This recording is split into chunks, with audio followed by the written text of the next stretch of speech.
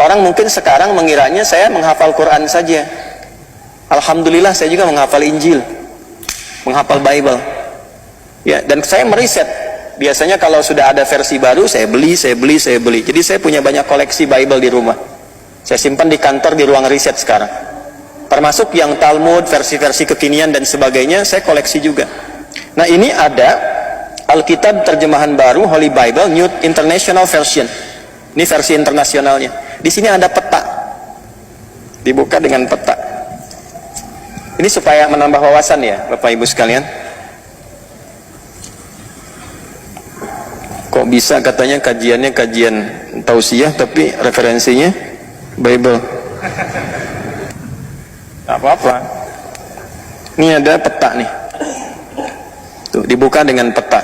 Ini petanya, Division of Canaan 1200 sampai 1030 before Christ, sebelum Masehi. Jadi ini petanya dulu, kanan yang saya tulis ini, ya.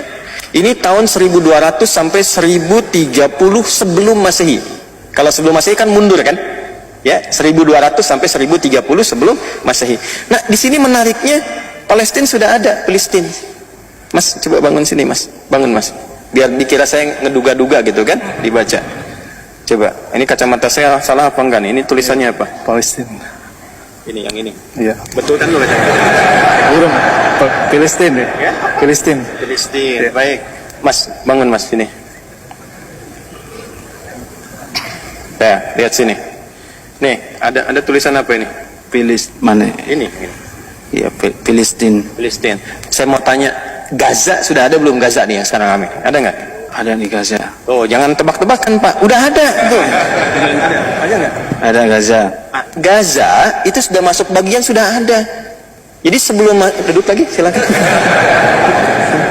Jadi Gaza itu di peta yang ada di perjanjian ini di Bible ya, di versi yang internasional itu ada petanya. Gaza itu sudah ada bahkan sebelum Masehi.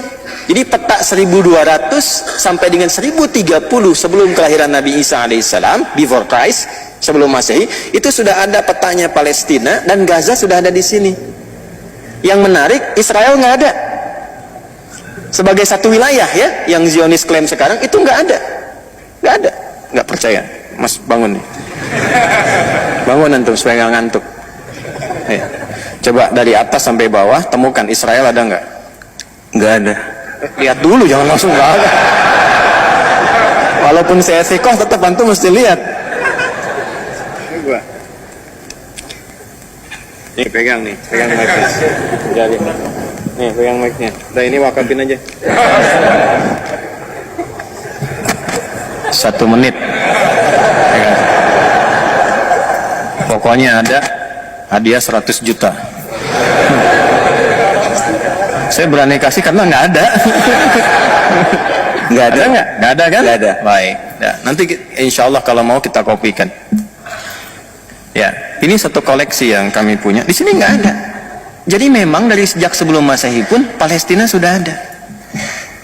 Ya, dan Gaza sudah ada. Nah, kota-kota yang sekarang disebutkan kayak Tel Aviv dan itu nggak ada. Ya, jin-jin masa Nabi Sulaiman juga nggak kenal itu. Ya, emang nggak ada. Ya jangankan manusia, jin pun tidak kenal. Ya, yang ada apa? Tulisannya Palestina. Ya, jadi kalau ada aktivis-aktivis kekinian, itu kan yang terlambat bangun, kemudian menyampaikan itu asalnya sudah ada duluan, nggak ada. Yang ada itu Palestina. Filistin sudah ada. Gaza menariknya ada di sini. Ya, dan ini yang paling menarik ditemukannya apa di Alkitab versi ya terjemahan baru, versi internasionalnya, Holy Bible-nya. Ini temukan di sini. Ya, setelah itu kesininya baru berubah. Ini peta-peta kekinian. Ini yang paling lama diakui betul. Yang menarik begini, yang ini yang orisinilnya, yang ini peta jalan yang sekarangnya. Jadi dalam saat yang bersamaan mengakui dulu nggak ada, sekarang dibuat plan ada di sini. Ini yang nggak ada dari sini. Ini penyebaran semua anak cucunya Nabi Yakub alaihissalam, yang 12 tadi, yang asbat anak-anaknya, ini bahkan disebutkan di sini daerah mana saja. Zebulun di mana, Izhar di mana, kemudian Yusuf di mana, disebutkan di sini semua. Yahuda di mana, ya, Shamon di mana, Levi di mana, disebutkan semua petanya di sini, dan semua wilayah disebut dengan Palestina. Paham sampai sini? Baik, itu dulu yang ingin saya tampilkan di awal. Nah, di bumi inilah kemudian Nabi Ibrahim alaihissalam hidup, Ishak kemudian hidup, ya, Sayyidah Hajar mengandung, dan yang paling unik nanti ketika mengandung itu dan lalu melahirkan Ismail alaihissalam, lahirnya di Kan'an sama persis di situ. Cuma nanti dihijrahkan di awal hidup, ya, ke kota Mekah Al-Mukarramah untuk memberikan satu definisi yang kuat tentang fitrahnya semua nabi yang hijrah.